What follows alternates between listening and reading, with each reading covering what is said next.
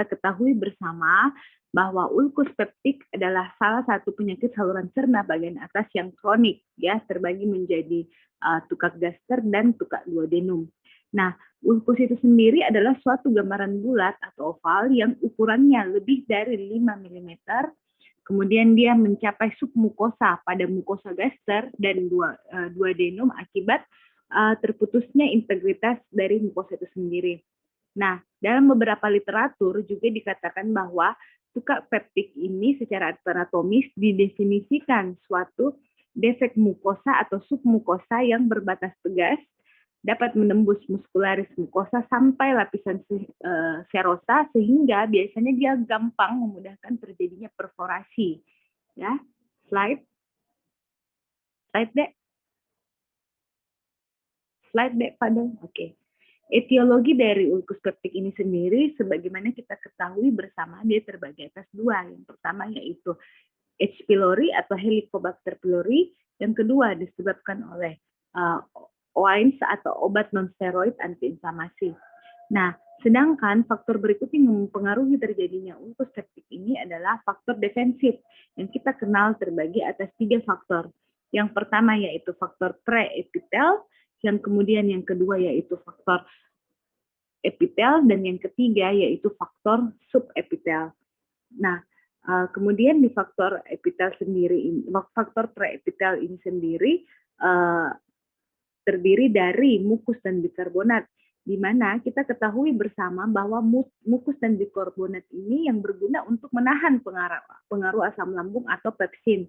Yang kedua yaitu faktor pre-epitel yang berhubungan dengan mucoid cap, yaitu suatu struktur yang terdiri dari mukus dan fibrin yang kemudian terbentuk sebagai respon terhadap rangsangan inflamasi.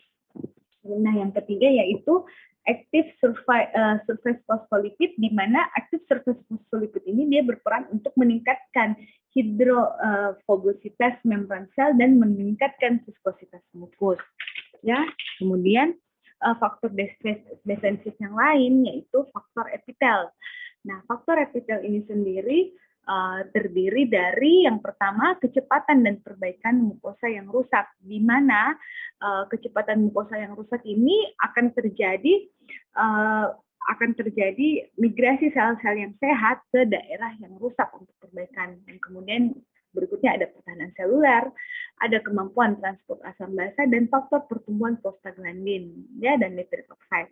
Yang ketiga yaitu adanya faktor subepitel yang berhubungan dengan aliran darah yang berperan untuk mengangkut nutrisi, oksigen, dan bikarbonat ke dalam epitel sel. Kemudian adanya prostaglandin endogen. Oke, slide deh. Slide deh. Oke, ini adalah faktor ini adalah patofisiologi secara umum, ya, pada terjadinya ulkus peptik, di mana kita ketahui bersama, di mana ini ada oleh karena H. pylori dan oleh karena pemberian obat-obat NSAID, di mana kita ketahui bersama bahwa H. pylori ini sebenarnya adalah bakteri gram negatif yang dapat hidup dalam suasana asam dan lambung atau duodenum, ya. Kemudian, nah, di dalam lambung yang terkonsentrasi dengan antrum ini, bakteri ini kemudian berada pada lapisan mukosa pada permukaan epitel yang sewaktu-waktu dia dapat menembus sel epitel. Nah, bila terjadi infeksi H. pylori ini, maka bakteri ini dia kemudian melekat ke permukaan epitel dengan bantuan adesin, sehingga dia dapat merusak mukosa dan melepaskan beberapa zat yang dapat mengakibatkan terjadinya gastritis kronik atau duodenitis aktif. Nah, apabila terjadi infeksi dari H. pylori, host akan memberikan respon untuk memusnahkan bakteri ini melalui mobilisasi dari sel-sel limfosit yang kemudian akan menginfiltrasi mukosa secara intensif dengan mengeluarkan berbagai macam inflamasi, ya.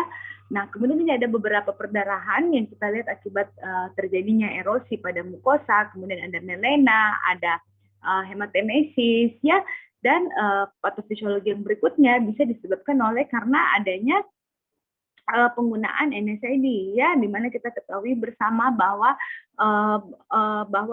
pemakaian obat antiinflamasi non steroid secara kronik dan reguler dia dapat menyebabkan terjadinya resiko perdarahan gastrointestinal yang lebih tinggi dibandingkan orang-orang yang tidak menggunakan OAIMS itu sendiri. Nah, kemudian ini disebabkan akibat efek atau toksik langsung pada mukosa yang menyebabkan terjadinya kerusakan epitel dalam berbagai tingkatan, ya, di mana kita ketahui bersama efeknya dari OAIMS itu sendiri dia dapat menghambat kerja dari enzim siklooksinase atau sistem enzim CHOX itu sendiri pada asam arahidonat sehingga dapat menekan produksi dari prostaglandin. Oke, slide Dek. Oke, nah kemarin waktu kalian sudah PBL, saya rasa sudah bagus sekali, kalian sudah cukup mengerti ya. Jadi kemarin itu kita sudah ada beberapa presentasi dari teman-teman, dari adik-adik sekalian tentang bagaimana cara kita mendiagnosis dari ulkus ini sendiri. Yang pertama yaitu dengan anamnesis, di mana kita biasanya dapatkan ada beberapa keluhan. Keluhan yang paling sering itu yaitu keluhan di nyeri epigastrium, di mana ada beberapa keluhan seperti nyeri, seperti rasa terbakar, rasanya tidak nyaman. Ya, kemudian biasanya pada ulkus gaster, biasanya pasien paling sering mengeluhkan adanya nyeri yang muncul setelah pasien makan. Kemudian biasanya nyerinya itu tidak hilang dengan dengan pemberian makanan. Kemudian pada ulkus duodenum biasanya nyerinya muncul pada saat pasien merasa lapar. Dan kadang-kadang ada pasien yang mengeluh waktu dia tidur sering mengeluh nyeri. Nah, biasanya nyerinya hilang dengan pemberian antasida dan makanan. Nah, kemudian nyerinya juga bisa menjalar ke punggung. Adapun keluhan yang lainnya itu seperti keluhan penyerta seperti mual, muntah, dan kembung. Oke, slide deh. Oke. Nah, kita kemudian mengenal lagi ada yang kita ketahui bersama bahwa ada yang disebut alarm symptom. Kapan kalian mulai aware pada pasien-pasien yang kita kira-kira kita bisa dapatkan tanda-tanda alarm symptom. Misalnya pasien dengan usia lebih dari 45 sampai 50 tahun, kemudian adanya keluhan perdarahan maupun riwayat perdarahan, baik itu sifatnya hematemesis ataupun melena. Kemudian adapun alarm symptom berikutnya yaitu apabila ada keluhan berat badan menurun lebih dari 10% atau riwayat adanya keluhan berat badan menurun. Kemudian apakah pasien dengan keluhan anoreksia atau rasa cepat kenyang. Kemudian apakah pasien yang kalian dapatkan itu sebelumnya mempunyai keluhan yang sama, yaitu ada keluhan riwayat ulkus peptik sebelumnya. Ada mual ataupun muntah yang sifatnya persisten atau terus-menerus walaupun kalian sudah melakukan pemberian terapi, dan yang kemudian adanya keluhan anemia yang kita tidak ketahui sebabnya. Oke, slide deh. Nah, bagaimana cara mendiagnosis? Yang pertama yaitu kita biasanya pada saat pemeriksaan fisik kita dapatkan adanya keluhan nyeri tekan epigastrium, ya. Kemudian setelah itu pada rectal tuse biasanya kita dapatkan adanya tanda-tanda perdarahan, kemudian biasanya juga muncul beberapa komplikasi ya, seperti komplikasi peritonitis yang kita dapatkan. Cuman ini biasanya jarang kita dapatkan. Oke, slide deh. Nah, untuk pemeriksaan penunjang dari tukak ini sendiri, biasanya kita melakukan tindakan endoskopi. Nah, endoskopi ini ada untuk melihat visualisasi langsung dari mukosa dari saluran cerna, dan endoskopi ini kita dapat melihat di mana kerusakan atau di mana adanya defek mukosa. Kemudian setelah itu untuk gold standarnya kita akan melakukan biopsi jaringan untuk menyingkirkan adanya keganasan dan untuk kita mengambil jaringannya dan menentukan H. pylori. Nah, endoskopi ini sendiri sebenarnya selain tujuannya untuk diagnostik juga biasanya menjadi terapeutik untuk beberapa pasien. Nah, indikasi endoskopi pada kasus dispepsia biasanya individu dengan alarm symptom, usianya lebih dari 55 tahun dengan onset dispepsia, lebih kurang dari 1 tahun dan berlangsung minimal 4 minggu. Oke, slide deh. Nah, ini adalah gambaran diagnosis endoskopi yang bisa ditemukan, di mana biasanya kita dapatkan adanya tanda-tanda luka atau defek pada pemeriksaan endoskopi. Oke, slide ya. Nah, ini adalah pemeriksaan radiologi yang kita menggunakan beberapa foto barium ya yang diberikan kontras, tapi biasanya ini jarang kita melihat adanya luka di situ. Jadi memang sangat sensitif kalau dilakukan pemeriksaan endoskopi. Slide deh. Nah, ada juga biasanya kita bisa melakukan pemeriksaan psikotoraks, cuma ini jarang kita lakukan. Kita lakukan pemeriksaan psikotoraks apabila ada kecurigaan komplikasi dari ulkus septik itu sendiri, misalnya berupa perforasi ataupun biasanya dia akan memberikan gambaran pneumoperitoneum. Oke, slide deh. Nah, ini adalah diagnosis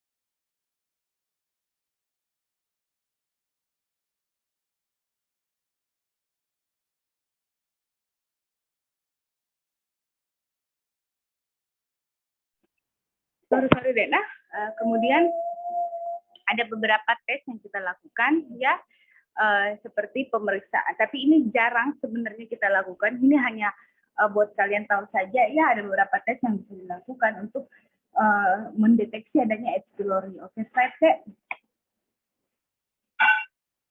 Nah, tata laksana dari tukak ini sendiri, yang pertama kita minta pasiennya istirahat, kemudian diet.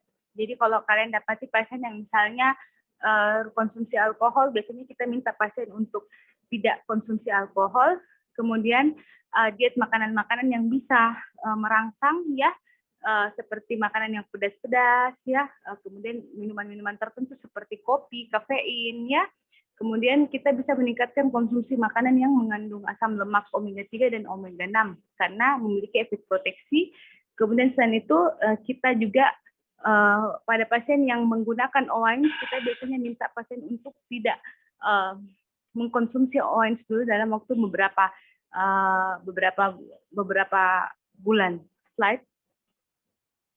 Nah, ada beberapa terapi obat yang disarankan, yaitu ada pemberian baik itu dengan pemberian antasida, kemudian H2 reseptor antagonis ya seperti ranitidin, cimetidin, famotidin dan nizatidin. Tapi yang paling sering kita gunakan dan yang yang awam pasti yang ranitidin ya. Kemudian ada juga beberapa obat-obat golongan PPI. Nah, ada juga dengan terapi mucosal protective agent seperti golongan supralfat, bismut, ya, prostaglandin analog dan sebagainya. Oke, slide deh. Nah, ini juga ada beberapa tata laksana untuk first line terapi buat pasien yang kita curigai dengan infeksi H. pylori. Ya, itu kalian kan kalian mungkin sudah tahu ya berapa dosisnya, dan ini ada beberapa regimen yang kita gunakan. Ada dengan menggunakan obat kombinasi triple clarithromycin, ada juga bismut ya, ada beberapa macam. Ini nanti kalian bisa baca ya. Oke, slide deh. Nah, kalau kalian dapati pasien dengan beberapa komplikasi seperti perdarahan, maka kita harus menangani perdarahannya sesuai dengan tata laksana perdarahan saluran cerna atas yang non-paresis. Pada beberapa pasien juga kita biasanya melakukan terapi pembedahan walaupun sangat kecil kemungkinannya. Oke deh, slide deh. Nah, komplikasi dari tukak septik ini sendiri yaitu dapat terjadi perdarahan, di mana bisa terjadi hematemesis, melena, ya. Kadang-kadang juga disertai dengan tanda-tanda shock. Kemudian biasanya juga komplikasi yang lainnya yaitu seperti perforasi, ada stenosis pilorik, kemudian ada juga beberapa pasien yang dengan komplikasi anemia defisiensi besi jika perdarahannya tersembunyi. Nah, kemudian ada juga pasien dengan komplikasi penetrasi tukak yang dapat mengenai pankreas, adanya obstruksi atau stenosis. Pada beberapa kasus, kadang-kadang kita temui keganasan, walaupun komplikasinya jarang terjadi. Slide dek.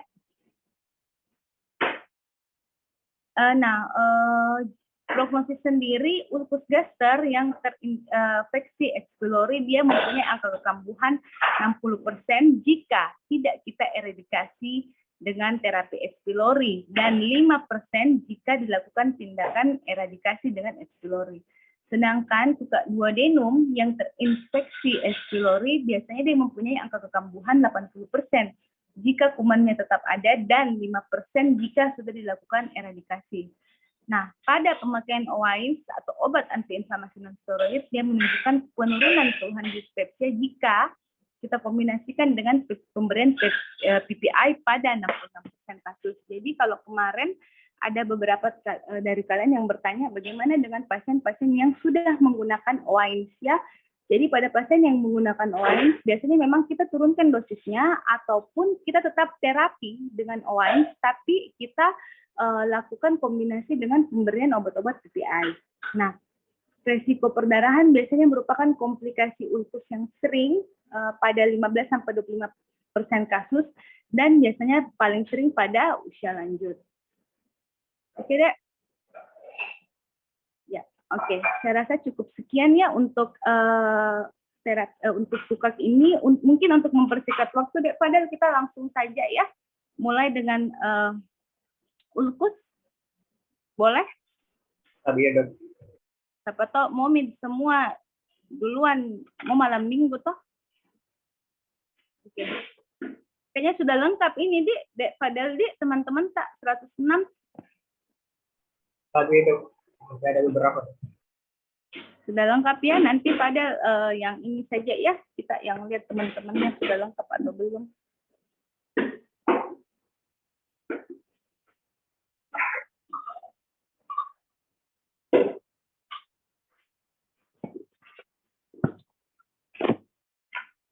Tapi Dok, apakah sudah terlihat, Dok? Oke, sudah deh. Kita langsung mulai saja mungkin ya. Oke, jadi yang pertama yang akan kita bahas ini tentang ileus paralitik ya. Jadi yang kita ketahui bersama definisi dari ileus paralitik ini dia merupakan suatu keadaan di mana usus ini gagal atau tidak mampu untuk melakukan kontraksi peristaltiknya untuk menyalurkan isinya. Dan yang harus kalian ketahui bersama bahwa biasanya ulkus paralitik ini, ileus paralitik ini dia bukan suatu penyakit primer ya, Dek, tapi dia biasanya merupakan akibat dari beberapa penyakit primer. Jadi dia bukan suatu diagnosa yang berdiri sendiri. Ini ya, slide. Oke, ada beberapa macam etiologi pada ileus paralitik ini. Nah, yang pertama yaitu ada jadi yang tadi saya bilang karena dia ini bukan merupakan suatu penyakit primer, tetapi melainkan dari etiologi dari beberapa penyakit. Nah, adanya misalnya gangguan dari neurogenik ya. Jadi gangguan neurogenik itu misalnya pada pasien terjadi ileus akibat pasca operasi. Kemudian misalnya adanya kerusakan medula spinalis. Nah, kemudian adanya kolik ureter atau iritasi persarafan pada splenikus, kemudian akibat dari pankreatitis. Nah, etiologi yang berhubungan dengan metabolik, di mana kita ketahui bersama ileus paralitik ini paling banyak disebabkan juga oleh metabolik, diakibatkan oleh gangguan keseimbangan elektrolit, terutama ya paling banyak nanti kalian akan temukan pada beberapa pasien yang didapatkan hipokalemi. Jadi biasanya pada pasien yang hipokalemi juga ada keluhan yang berhubungan dengan ileus. Kemudian disebabkan juga oleh adanya uremia, adanya komplikasi dari diabetes mellitus, kemudian pada pasien-pasien yang menderita lupus eritematoid sistemik, kemudian pasien juga dengan sklerosis multiple. Nah, adapun etiologi yang berhubungan dengan obat-obatan, baik itu obat-obatan jenis narkotika, antikolinergik, katekolamin, kemudian fenotiazin, dan antihistamin. Dan adapun beberapa etiologi yang berhubungan dengan infeksi seperti infeksi pneumonia, emphysema, urosepsis, dan peritonitis. Kemudian adapun juga etiologi yang berhubungan dengan iskemi dari usus itu sendiri. Baik, slide. Oke. Ini secara umumnya ini adalah mekanisme dari ileus obstruktif dan mekanisme dari ileus itu sendiri. Jadi ada beberapa macam faktor ya, bisa karena sepsis, kemudian ada obat-obatan tertentu, ada metabolik akibat diabetik, kemudian apabila pasien dengan post operasi ya, ataupun misalnya pasien dengan post operasi dari yang berhubungan dengan perut. Nah, biasanya kalau terjadi peningkatan gas, kemudian sehingga mengakibatkan beberapa gangguan-gangguan pada pasien. Oke, slide deh. Nah, diagnosis dari ileus, pendekatan diagnosis sendiri dari ileus paralitik itu biasanya yang pertama yang kita tanyakan kepada pasien, biasanya pasien mengeluh adanya rasa tidak nyaman pada perut. Ada yang mengeluh perutnya kembung, atau biasanya perutnya kembung disertai dengan tanda-tanda kolik maupun tidak didapatkan adanya tanda-tanda kolik. Kemudian adanya juga keluhan yang seperti anoreksia atau pasiennya misalnya jadi tidak mau makan. Ada juga keluhan yang berhubungan dengan mual, muntah. Kemudian ada pasien yang biasanya mengeluhnya sering bersendawa ya. Ada juga pasien yang misalnya mengeluh dengan keluhan obstipasi maupun konstipasi. Ada juga pasien yang mengeluh misalnya diare ya.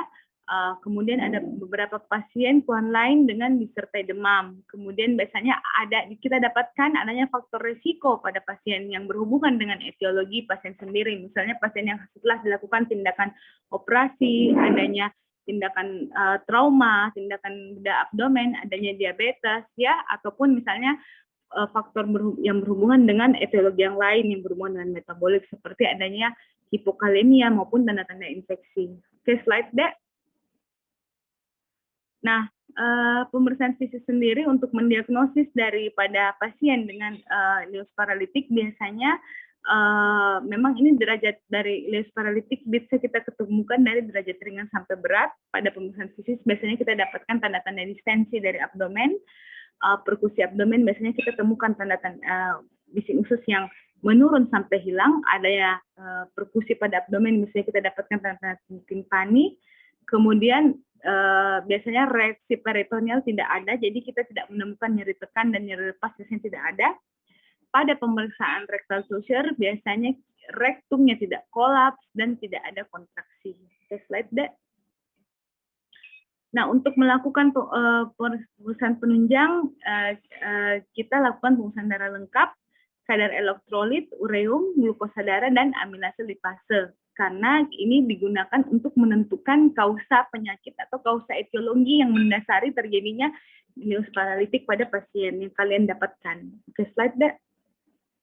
Nah, untuk gold standar dari ileus paralitik ini biasanya kita melakukan pemeriksaan radiologi, di mana yang paling sering kita lakukan yaitu pemeriksaan fotopolis abdomen, fotopolis abdomen 3 posisi. Yang kita harapkan, yang kita dapatkan yaitu adanya gambaran dilatasi dari loop-loop usus, kemudian dan ditemukan adanya distribusi udara sampai ke distal kolon. Baik deh, slide. Nah, ini adalah tanda-tanda ileus paralitik ya. Jadi kita lihat ini distribusi udara sampai ke loop-loop ususnya, sampai ke kolonnya. Oke deh, slide. Nah, tata laksana dari ileus paralitik ini yang kita bagi menjadi terapi non farmakologis dan farmakologis. Yang pertama yaitu dengan cara kita puasakan pasien dan memberikan nutrisi parenteral total.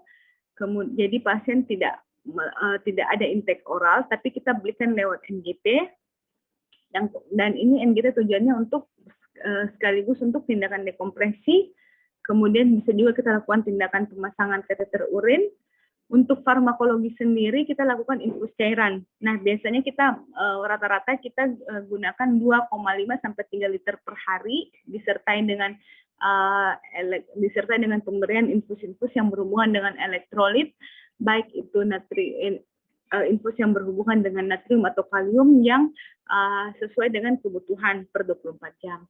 Kemudian biasanya juga kita berikan metoclopramid dan cisapride. Kemudian ini untuk ileus paralitik pasca operasi, dan biasanya kita berikan juga clodinin ya untuk ileus yang berhubungan dengan obat-obatan. Dan biasanya kita juga lakukan tata laksana mengobati etiologi dari ileus itu sendiri. Slide deh. Oke, kemudian kita akan ke yang selanjutnya ya, kita akan beralih ke ileus obstruktif. Jadi kalau ileus itu kan dia terbagi dua ya, Dek, ya. Tadi saya lupa bilang sebelumnya. Jadi ada yang paralitik, ada yang obstruktif. Oke, ileus obstruktif itu sendiri adalah gangguan pasase isi usus yang diakibatkan adanya obstruksi sehingga terjadi penumpukan cairan dan udara di bagian proksimal dari obstruksi tersebut. Oke, slide deh. Nah, etiologi dari ileus obstruksi itu sendiri terbagi atas yang berhubungan dengan intraluminal, ada sekalit, ada besor, ada gallstone, kemudian intramural dan ekstramular. Oke, slide deh. Slide deh. Jadi kalau sebelumnya patofisiologinya ini kalau etiologi dari ileus itu sendiri, yang ileus obstruktif itu sendiri dia terbagi ya, ada yang etiologinya karena hernia intraserata, ada juga yang non hernia intraserata. Nah, patogenesis dari ileus obstruktif itu sendiri ini bukan slide dari ileus obstruksi itu sendiri. Biasanya dia diakibatkan adanya sumbatan usus di bagian distal kolaps, sementara di bagian proksimal biasanya terjadi dilatasi. Nah, usus yang berdilatasi itu kemudian menyebabkan penumpukan cairan dan gas, sehingga distensi yang menyeluruh menyebabkan pembuluh darahnya tertekan, sehingga suplai darah berkurang atau iskemik dan dapat terjadi perforasi. Nah, dilatasi usus oleh karena obstruksi dia menyebabkan beberapa perubahan dari ekologi itu sendiri yang terjadi dalam usus. Kemudian kumannya itu sehingga tumbuhnya berlebihan sehingga dapat terjadi translokasi kuman. Nah, gangguan vaskularisasi ini menyebabkan mortalitas yang tinggi pada usus-usus, kemudian sehingga dapat juga menyebabkan terjadinya shock hipovolemi. Oke, slide deh. Nah, klasifikasi berdasarkan stadium dari ileus obstruktif sendiri itu terbagi 3. Berdasarkan stadiumnya kita bagi menjadi ileus obstruksi parsial, di mana kalau ileus obstruksi parsial itu dia sebagian udara dan makanannya masih dapat lewat ya. Kemudian ada juga obstruksi total, di mana udara sama makanan itu tidak bisa lagi lewat dan bisa terjadi gangguan vaskular. Kemudian ada juga obstruksi strangulasi yang disertai dengan gangguan vaskular. Nah, berdasarkan lokasinya kita bagi 2, ada yang obstruksi letak tinggi dan ada yang obstruksinya letak rendah. Yang letak rendah ini sendiri biasanya dari sekum sampai anorektal.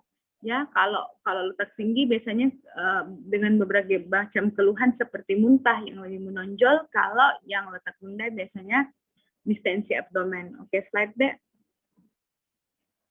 Nah, diagnosis sendiri untuk ileus obstruktif ini, yang pertama itu kita lakukan anamnesis. Jadi anamnesis biasanya pasien dengan mengeluh dengan nyeri perut, perutnya kembung, muntah, dan biasanya pasiennya tidak dapat flatus atau BAB.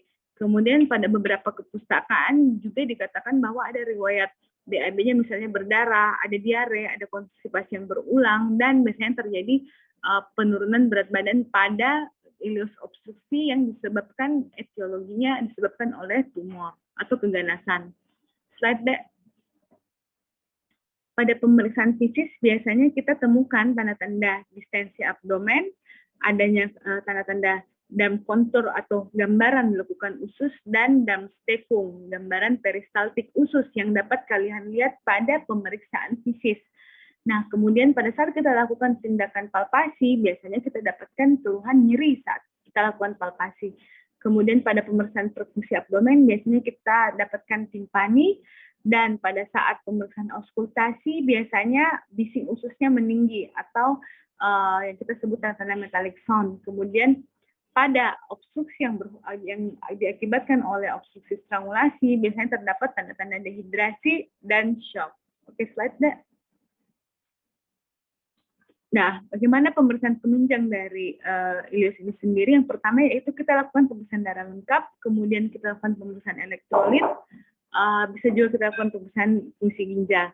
Nah, pada pemeriksaan radiologi sama dengan ileus paralitik, biasanya kita lakukan pemeriksaan fotopolos abdomen 3 posisi, ya, atau BNO 3 posisi.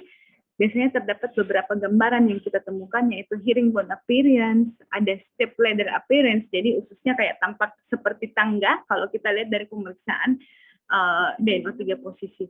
Kemudian ada juga distribusi udara yang minimal atau tidak terdistribusi ke distal kolon. Oke, slide deh. Ini adalah gambaran dari foto BNO dari pasien. Jadi ini kita bisa lihat ya, ada beberapa gambaran khas dari ileus obstruksi ya, ada step ladder appearance, ini terlihat dari gambaran BNO 3 posisi. Oke, slide deh.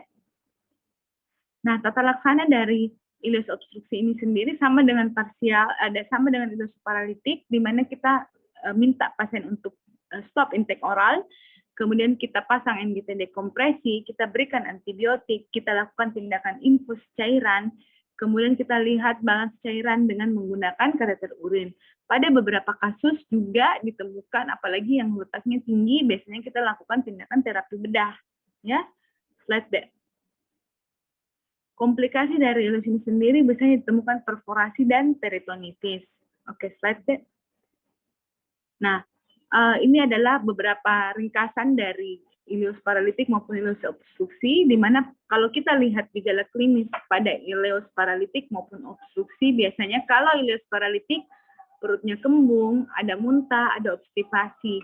Pada ileus obstruksi biasanya pasien keluhan yang paling sering didapatkan yaitu pasiennya malah sulit buang air besar dan flatus, sulit mengeluarkan flatusnya. Pada inspeksi, pada pemeriksaan fisis, kita dapatkan pada paralitik biasanya terjadi distended dari abdomen. Kemudian pada ileus obstruksi, itu yang paling sering kita dapatkan selain distensi abdomen, biasanya kita lihat gambaran dam kontur dan dam stefung. Jadi kita bisa lihat bahkan hanya pada saat kita melakukan inspeksi. Nah, pada palpasi biasanya pada ileus paralitik kita jarang kita temukan ada nyeri pada saat penekanan, tapi pada ileus obstruksi biasanya baru kita pegang pasien sudah mengeluh kesakitan. Kemudian pada perfusi ada keduanya memberikan kesan timpani, dan pada auskultasi kalau ileusnya paralitik biasanya bising ususnya menurun atau bahkan hilang sama sekali. Kalau ileus obstruksi biasanya bising ususnya meninggi atau kita kenal dengan metallic sound. Jadi bunyi sekali itu pada saat kalian melakukan tindakan auskultasi. Oke, slide deh.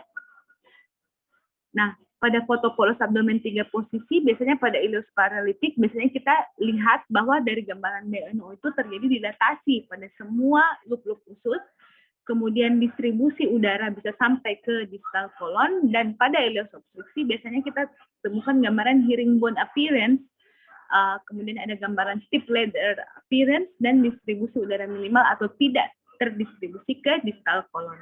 Slide deh. Oke. Saya rasa cukup sekian dulu ya dari saya. Mungkin kita lebih cepat akhiri dulu ini ya, Dek ya, enggak apa-apa ya? Oke, mudah-mudahan ini ada manfaatnya. Saya minta maaf langsung harus akhiri karena saya ada keperluan mendadak sore ini. Mungkin boleh sebelum kita akhiri kita lakukan dulu foto deh. Kalian aktifkan semua kameranya. Bisa?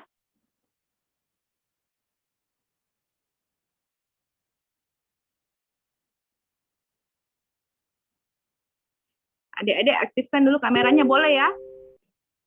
Ketua kelas? Tapi iya dok, boleh dok. Iya.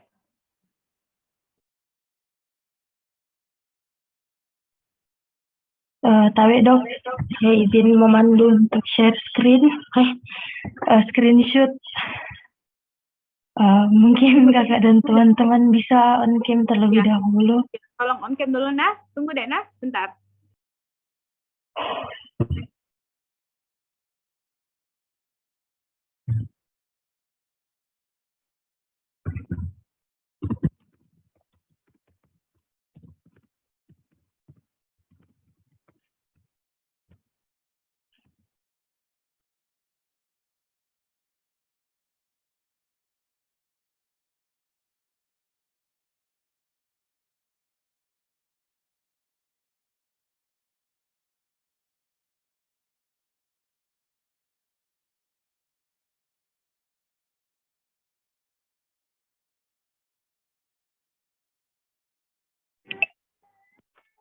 Oke, kita mulai di.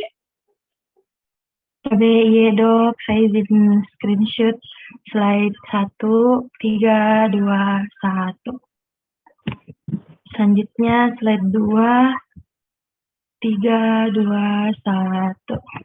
Selanjutnya slide 3, 3, 2, 1. Selanjutnya slide keempat, 3, 2, 1. Tabe sudah selesai dok. Oke, kita akhiri dulu ini. Nah, untuk sore ini terima kasih buat adik-adik yang sudah meluangkan waktunya. Saya tahu kalian lagi libur, ada minat persiapan mau malam minggu, mungkin sebentar malam. Terima kasih adik ya. Wabillahi taufiq wal hidayah. Wassalamualaikum warahmatullahi wabarakatuh. Waalaikumsalam. Tabe terima kasih banyak dok.